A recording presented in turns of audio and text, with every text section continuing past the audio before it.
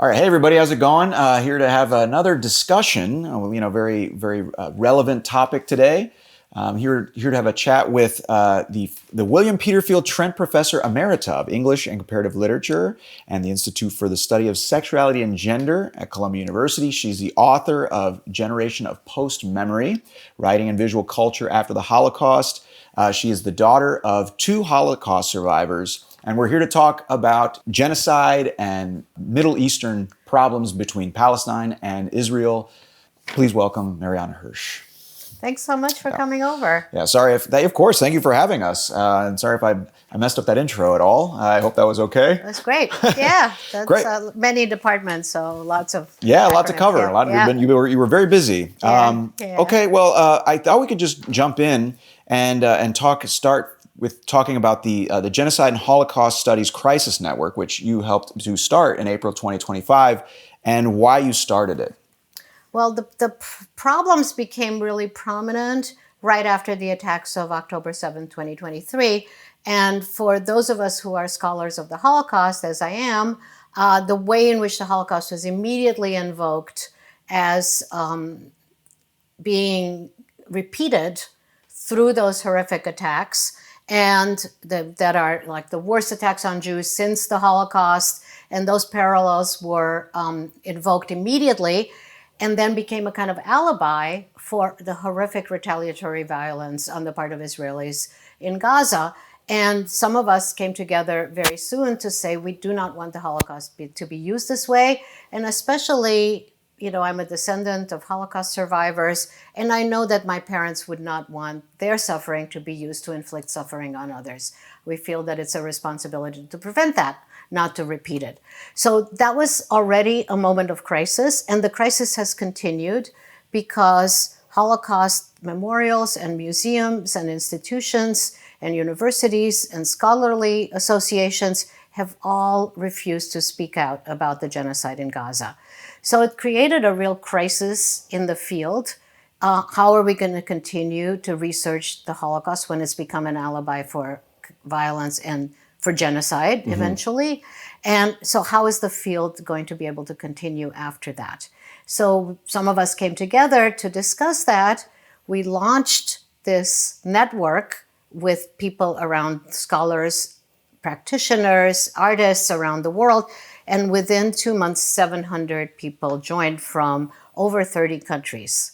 So it's a way for us to think about these questions together, to think about how to continue, but also in the face of growing authoritarianism and an assault on history itself that we see in the United States and in some other authoritarian countries around the world. Yeah, and as you were saying, right after October 7th, it was very quick that officials started to come out, comparing it to the Holocaust and also comparing it to Nazis, comparing the different perpetrators to Nazis and Nazi Germany.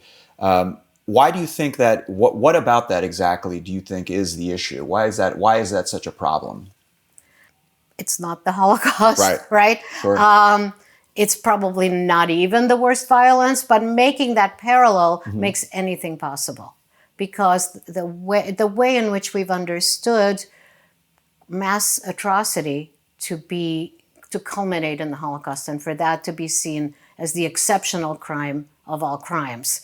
And then if you make the attacks of Hamas like the Holocaust, then it becomes the crime of all crimes, and it's a cover for Israel to do whatever it wants. So that's huge. That's a huge problem. It also, the definition of genocide that comes from the Holocaust, which, it's like it's not genocide if it's not like the Holocaust in public understanding, also is a real problem because it does not enable us to understand what other genocides are. And I think the outsized influence of the Holocaust has been a real problem in that sense. And you mentioned this, but there were groups like the Holocaust Museum, Yad Vashem, they came out and basically said, we're not even commenting on whether this is a genocide. They basically washed their hands of it.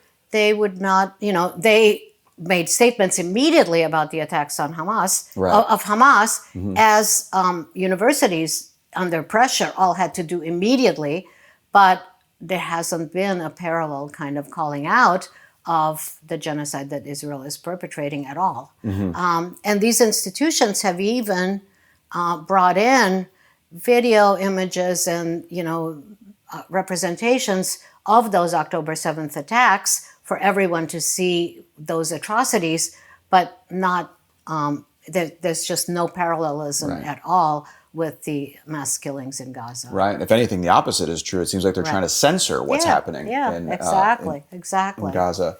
Yeah. Well, why is using the word genocide so important?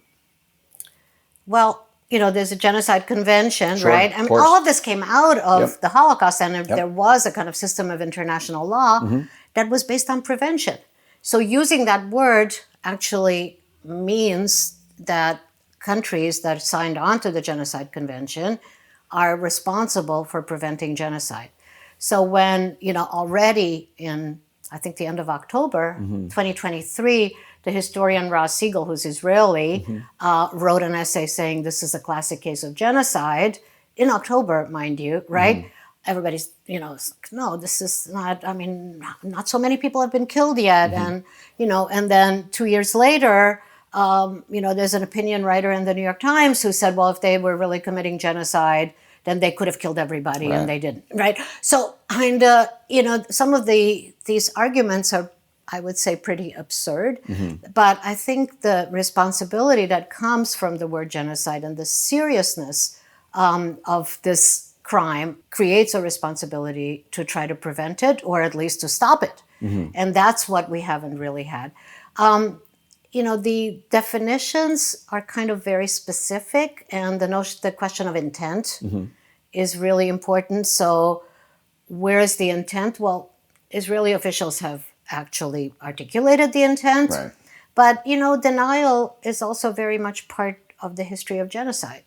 So Holocaust deniers were saying, where did Hitler sign an order that all Jews must be killed? And where are the plans of Auschwitz that say, there are going to be gas chambers here? So the kind of evidentiary question becomes tricky, but there's also a popular understanding of genocide. And when you make it impossible for people to live, to give birth, to have health care, to have food, when you starve a population, well, it looks like you're really trying to make it impossible for that population to continue to have life.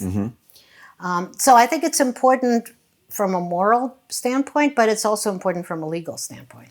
Right, and it's not uncommon for perpetrators of genocides to look at there was a piece in Haaretz by Daniel Blattman where he talks about the Turkish, the Ottomans, and the Armenians, and how over in Turkey it's very common, people who deny that as a genocide, to nitpick the numbers. They downplay the amount of people that were killed. They claim security measures and security concerns as being the motivators. So there is that parallel as well. Well, 110 years of denial on the part of Turkey still hasn't been acknowledged. And so there are generations that have come after. And from my work, I've done a lot of kind of comparative work, and from my work and also my friends who are descendants of Armenian genocide survivors, now in the third and fourth generation, they say that denial re-traumatizes. So every time you hear that it hasn't happened. So I think we have a lot to learn about genocide from these previous histories. And one of the things we learn is that denial is just very much part of it. And it often takes decades or generations to have acknowledgement. But acknowledgement is also really important if we're going to think about healing eventually, right? And so acknowledging genocide is really important. Why has it been so hard for people to admit that that's what's actually happening is really surprising in many ways. Even very well-meaning, progressive, enlightened people have continued to deny that this is genocide or refuse to use the G word. And it's interesting because there's different ways of denying a genocide. I've come across, there's the literal denial of that never happened, but then there's also the interpretation, the interpretive kind of denial, where that's where we start getting into numbers and kind of making sense of it. And then what is it, implicatory, what are the implications of it? And you deny it because of the implications that would come from calling it a genocide. So it's not as simple as just like, well, it's not straight up denial because it's there. You can't deny the things that happen in your face, but you can kind of start, playing with the numbers or things like that as well. Yeah, the historian Martin Shaw wrote, about Yeah. these different Yeah. kinds of denial. And, I think it's really difficult, especially, a lot of people who've been contesting this genocide and wanting to call it out are Jewish. Mm-hmm. Many of us are descendants of Holocaust survivors. Right. And we have been very active in trying to name this what it is. Mm-hmm. To name it, you have to say, the International Criminal Court said that it's probable genocide. 2 UN reports call it genocide. 2 Israeli human rights organizations call it genocide. So we have to couch it in, kind of series of evidence in order to prove over and over and over again. Now, I think it's very difficult to accept because for many people, it's hard to believe or admit that Jews would do this, that the victims can become victimizers to this degree. So even, a historian like Omar Bartov, who, he said it could result in genocide. And then many months later, he said, no, it is genocide. He said how difficult it was for him to admit that. And, there's a beautiful short essay by Lily Ben-Shirit, who's a professor at NYU, who just admitted her own difficulty to believing that my people can actually do this. But it's part of this kind of horrible violence that people just don't want to believe that their relatives or their, friends would be able to do such a thing. And to go back what you said before, it's also going to be part of the healing process and of this kind of whatever reconciliation could potentially come from it. It's not just the stopping of what's happening on the ground. It's actually everyone kind of, coming to terms with what their role is in it and all that, which is not easy. So implicatory is both the implications, but also ways in which we are all implicated. Right. We're all implicated in this because the U.S. has supplied the weapons. So you and I are really just as implicated as everybody else because our tax dollars are paying for this. That's why we need to speak out and say, not in our name. Yeah, we're trying. We got to do what we can. Well, this goes to kind of what you were saying just now when you were talking about being the daughter of 2 Holocaust survivors and being Jewish. It's interesting because one of the things you hear, and especially at your school, Columbia, is you hear the charge of anti-Semitism thrown around at anyone who's kind of speaking out against what's happening. Why do you think groups like, the ADL and campus groups and different people even are so quick to label anti-Semitism as any kind of, I guess, pro-Palestinian or kind of activism? Well, I think the definitions of anti-Semitism that are circulating are very problematic. It's, I would say it's in Israel's interest to conflate criticism of Israel with anti-Semitism and to draw all Jews into their orbit. So if my identity is completely, conflated with Israel, then anybody who attacks Israel would be attacking me, and then they'd be attacking me as a Jew. But that's not true for all Jews, right? I mean, we have a large diasporic Jewish community. Many of them, are anti-Zionist or non-Zionists, or very critical of Zionism and certainly critical of Israel. We're allowed to criticize our own government so far. Hopefully that will continue. Yes. We're allowed to criticize any government.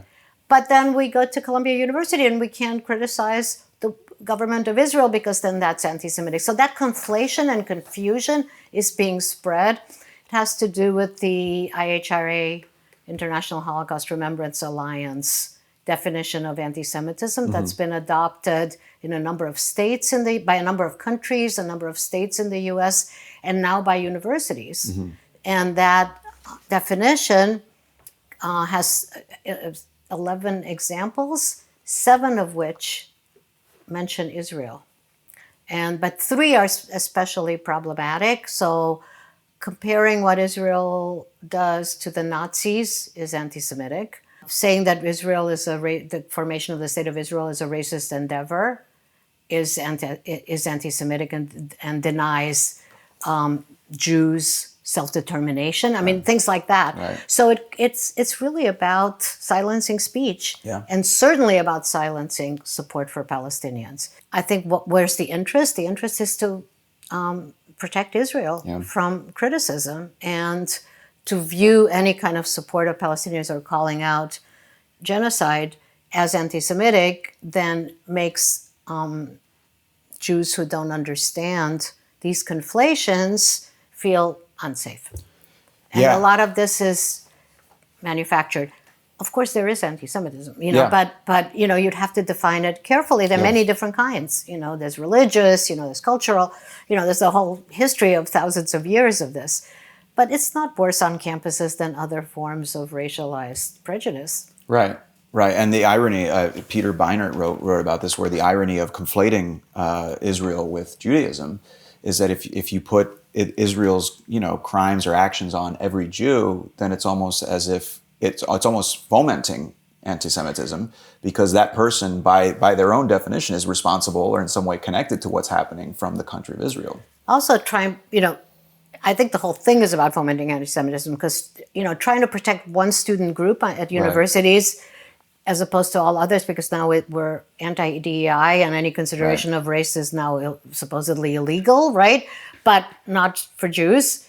I mean, that's singling out this group like that is actually a way to foment anti-Semitism, and conscious or not, I think, it has to be one of the effects. Right, it gives the perception of special treatment, which plays into tropes and all kinds of anti-Semitic, beliefs. But I also think it's genuinely anti-Semitic to assume that all Jews are the same, that we're all identified with Israel, and not to allow for diversity within a group, which is sort of what's happening right now. And, many Jews feel very lonely in their own, Jewish communities because of these divisions. I think that there have been really serious divisions in the Jewish community in the United States. And I don't know how these are ever going to heal. I mean, people have stopped talking to each other. Families, have broken up over this. So it's pretty serious. And speaking of the anti-Semitism, what do you make of any rise in anti-Semitism now? I mean, do you see this as being directly the cause of an increase? Do you believe the increase has been overblown or underestimated? I mean, I think it's overblown. I feel like it's almost unseemly for us to be talking about anti-Semitism and Jews so much right now, because we really should be talking about Palestinians and the genuine racism against Arabs, Muslims, and Palestinians that we've seen all over the country. We have Muslim bans, we have bans of travel, and then we have a starving population where aid is not being even delivered at the rate that was agreed to. So I feel like that's what we really should be talking about. So centering Jewish suffering, even in history or even right now, feels a little unseemly to me. Yes, I think there is anti-Semitism, and I think there is also criticism of Israel. Those are separate things. And as much as Jews feel implicated in what Israel is doing, they will feel that it's against them. But I think there's a time, sometimes white people have to be quiet and, look at what's happening to, our co-citizens who are people of color. At this point, Jews should be a little more quiet and, look at the violence that's been perpetrated against Palestinians. And speaking of that, with regards to the genocide, and I guess right now they just passed a ceasefire, which has already been kind of infringed on and violated already. But how does providing Palestinians with equality and self-determination factor into, I guess, the prevention of genocide and what's happening right now? Well, how does this kind of occupation and genocide come about? It's by dehumanizing a whole population, right? So, and saying that these people don't have a right to a state, they don't have a right to self-determination. They're being controlled, where they live, how they travel, what they say, what they speak, what they eat. I mean, everything is being controlled by Israel. So, and then, we have October 7th, and then Yoav Gallant says they're human animals, and they're Amalek, and they're the enemy. So that kind of distancing and dehumanization, separation, occupation, all of that has dehumanized Palestinians. So self-determination, I mean, calling for but not even just self-determination, liberation, right? Would, create an equal humanity. I mean, the philosopher Judith Butler talked about grievable lives. I mean, some lives are not as grievable as others. I mean, we only have to look at what happened with the exchange of prisoners this week to see what the radical differences are. So I just watched a YouTube version of CBS News, and it was incredibly moving. I wanted to see the release of the hostages, and every single one was featured with their family and the tears and crying, and it was just really moving to see these reunions. There was just a less than a minute clip of a bus coming into Khan Yunis with Palestinian prisoners who had been released who are waving out the window. That's all we saw. We did not see, these people were not humanized. We didn't know the details of their families and who was killed and who survived and how they came back together. So that, self-determination, it, re-endows people with humanity. And I think what's also really important is, people have stressed the strength of Palestinians and their will to survival. And, we're not going to be killed. We're not, our culture will survive. But, I mean, fighting for Palestinian self-determination and liberation also, highlights those qualities and enables people themselves who are returning to to their homes that have been razed to allow them to have the dignity that they naturally would have. And I guess this is where, it would run up against the wall that keeps getting hit. It runs up against the wall of security and the claim of security. And Israel is a Jewish state in the middle of an Arab Middle East. And to allow them complete self-determination would be a threat to their security, as would granting full rights to the Arab Israelis as well. What do you make of that argument? Well, I'm a feminist, and I don't believe in this kind of subject-object relationship where the separation of one group as opposed to another.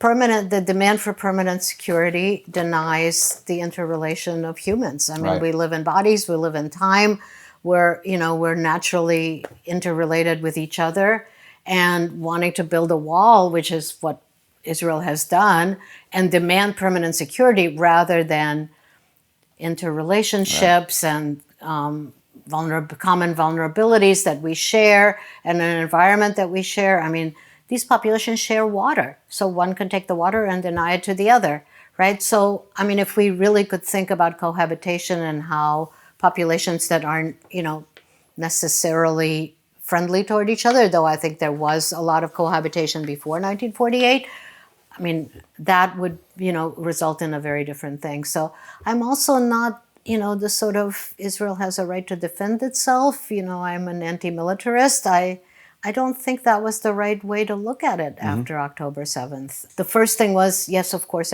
Israel has the right to defend itself. It's like a given. I didn't hear much disagreement about that. So is states that want to separate themselves and demand permanent security and absolute security? Yes, the natural, logical extension of that right to defend themselves. But I feel like our states have an obligation to make life livable for their populations and their neighbors. And that would be a very different way to look at states and how they live, with their own populations and with each other. Those borders are completely arbitrary. That whole land was actually, so you build these walls and then you demand security, and that therefore dehumanize the other. We've seen that Palestinians have been let down by the other Arab countries too. They've been kept in refugee camps and so on. So, assuming that Israel is this island that's incredibly vulnerable in the midst of enemies, that's really not the case. And I don't think we've really come to terms with the fact that this Jewish state has enormous power, military power. And that goes to kind of the idea that the solution to all this is going to be a political one at the end of the day, not a military solution. I mean, they can, they're not going to end the conflict militarily, at least. it'll keep going. Yeah. So can you talk about this idea, the conspiracy of helplessness when it comes to dealing with the issue of Palestine and Israel? Well, it seems like even those who have now acknowledged that it's genocide, that there's starvation, like even Trump said, those children look hungry, but then people try to find like, well, what can we do about it? And that goes for, individuals, but it also goes for countries.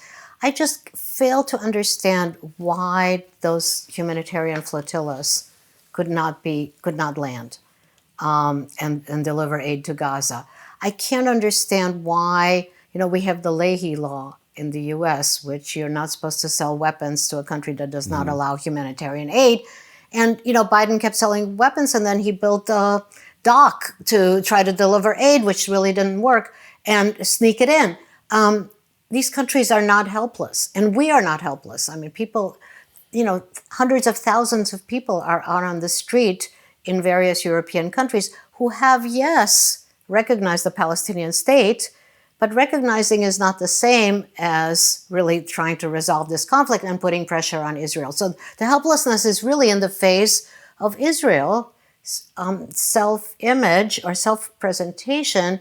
And I think there's something very insidious going on in saying we are all powerful militarily, but we're super vulnerable because we're the victims of the Holocaust, which could return any moment, which is always there, in our history, and because we're surrounded by the sea of enemies. So that combination of, extreme military power and vulnerability seems to make them immune to criticism or to real pressure. And then you get the IHRA definition of anti-Semitism, so then putting pressure on Israel and telling them they don't have the right to defend themselves becomes anti-Semitic and is racialized.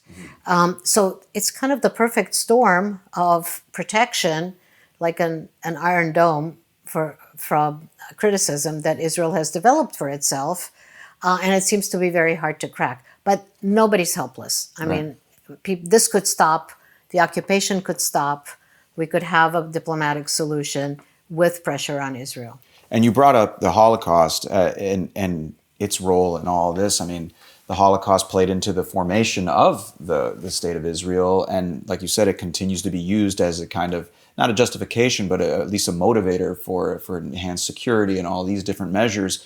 As the daughter of Holocaust survivors, as a Holocaust scholar, what do you think is, I mean, it seems like the purpose of studying the Holocaust would be to avoid not just a Holocaust happening on Israel or Jews, but anyone or any kind of genocide. What do you make, I guess, of its very narrow use and definition today? Well, it's, this never again was the slogan, right? And when the Holocaust Museum in Washington was inaugurated, I was there, President Clinton was there, and, it was like never again for anyone. That was the mission. And the Holocaust Museum was also going to be, have exhibits and programming on other genocides and, really expand its mission. It's become narrower and narrower, where we had this controversy at the LA Holocaust Museum. I don't know if you've heard about that. Just a few weeks ago, they had an Instagram campaign to, expand their mission. And, there was a series of texts like never again for anyone. Jews need to, go beyond our own suffering and make sure that this doesn't happen to others. And, it was a very beautiful little Instagram posts. And it was immediately attacked because it was ambiguous and it could apply to Palestinians. And they took it down and apologized for putting up something that was so ambiguous. So never again for anyone is no longer, doesn't seem to be the mission of Holocaust institutions. So they have to be reimagined. I think the reason we have Holocaust education, which is now kind of mandated in many schools around the country, around the world, why do we have Holocaust education? It's in order to prevent mass atrocity, which the Holocaust is seen as the prime example of. But it also has served, supposedly, to inoculate Jews from anti-Semitism, because if we show, the violence that was committed against Jews, maybe people will have more sympathy for Jews. That's not how it's working now, and I think that the field really needs to change. We need to look at the Holocaust in relation to other crimes, mass atrocity crimes, and other genocide. We need to look at Jews in relation to other minoritized populations and build solidarities among ourselves. I think a lot of Jews are very committed to that. There are Holocaust curricula that do that look at anti-Semitism and racism and the Holocaust and other genocides in relation to each other. I think that's how we're going to have to teach this field. There's still so much to be discovered about this history, but if we see it being misused, then it will be very hard for it to continue. It's also that the Holocaust in 1945 gave rise to, a series of international laws, including the Genocide Convention. But there's always like a flaw there because Palestine was never quite included in that system. So even that, I think we have to rethink the system of international laws. If it's so hard to call this a genocide because of the way the definitions were written at that time, then maybe it needs to be revised. Okay, great. Well, this, I think, is a good segue into some of your work. I have here your book. Not to plug your book here, but this is a great book called The Generation of Postmemory, Writing and Visual Culture After the Holocaust. A lot of your work has dealt with, memory and the transmission of memory. Specifically in this book, you call it Postmemory, and it's this idea of memory transferred to those who didn't actually experience an event. But not only the memory, but the trauma associated with it. I was hoping you could talk a little bit about that because you obviously talk about it in regards to the Holocaust and how it's informed an entirely new generations of people. Mm-hmm. Yeah, so, some of this is an idea that comes out of the 1980s, because I've been around for a bit, which was a decade when people were Holocaust descendants were very worried about the survivors dying and not being able to get their story. So there was like an urge to get those stories, but also beginnings of a consciousness that what survivors of mass atrocity pass down is that the trauma of those experiences can be transmitted to their descendants who experience these things as though they were happening to them. So, this was, in some ways, for me, was personal, but it also came out of my work on reading books like Mouse by Art Spiegelman, who is pretty much my generation and who, has found a medium through which to somehow represent that child of survivor anxiety, trauma that's been transmitted, depression, but also the urge to know what happened, but the aversion of reliving the past, but the feeling that you're reliving it, right? The fears, the nightmares. I mean, this is something that was shared across a generation. But not just for the Holocaust, because at the very same time that I read Mouse, I also read Toni Morrison's novel Beloved, which was sort of 3 generations removed. And when I first read it, I thought, wow, this is the most amazing Holocaust novel, except it hasn't yet been written in relation to that history, because the character in that novel who's not born into slavery, who was born, across the river into freedom, right, is the one that it becomes the kind of child of survivors, but also really wanted to know what that place, Sweet Home, that plantation where her parents had suffered so much, what that was like, but also needed to have a new horizon and something different. So I think that this goes across different populations. For me, it came from my own experiences of somehow realizing that I felt like I remembered my parents' experiences during the war more vividly than my own childhood memories. And these were stories that they told, but also, these histories get transmitted through behavior. So the way people eat, the way they arrange their houses. I mean, there's so much that you pick up, but they're fragments. Right. And I think so it felt like it was, it could have been me. And I think what we forgot, and I've been rethinking some of this inherited trauma idea and how it could have contributed to the present, misuse of the Holocaust. I've been rethinking that a lot. And I think what we didn't emphasize enough is that It could have been me, but it wasn't me. It's their story. It's not our story. We're in a different place. It's vicarious. And I think the conflation of that and feeling the fears, and it's not just through family transmission, it's through popular culture, it's through films, it's through novels, right? Yeah. Through history, it's through museums, this kind of interactive ways in which museums are telling that history. Right now we have multiple tapes and interviews with Holocaust survivors that, you can ask them questions because the AI technologies and so on. Hologram, the hologram survivors, you know about this? No.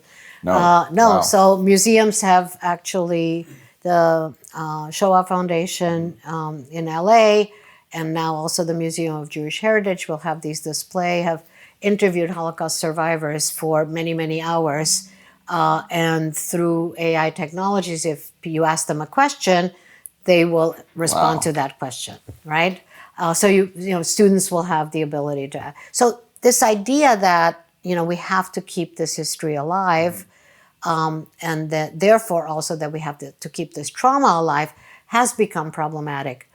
But so I feel like this emphasis on inherited trauma needs to be qualified to insist that this is in the past and that trauma does not have to be repeated, that the arc of history does not have to be continual repetition, but that we could have change in the future. Sure. And so that's how my work has turned from trying to analyze, how inherited trauma works, to trying to look at potentiality, healing, and repair in the future. And just to clarify on the role of trauma in the present day, you believe this trauma is one of the motivators and one of the engines of let's say what's happening in Gaza or the kind of view of Arabs or the Palestinians from Israel since it was present during the creation of the state.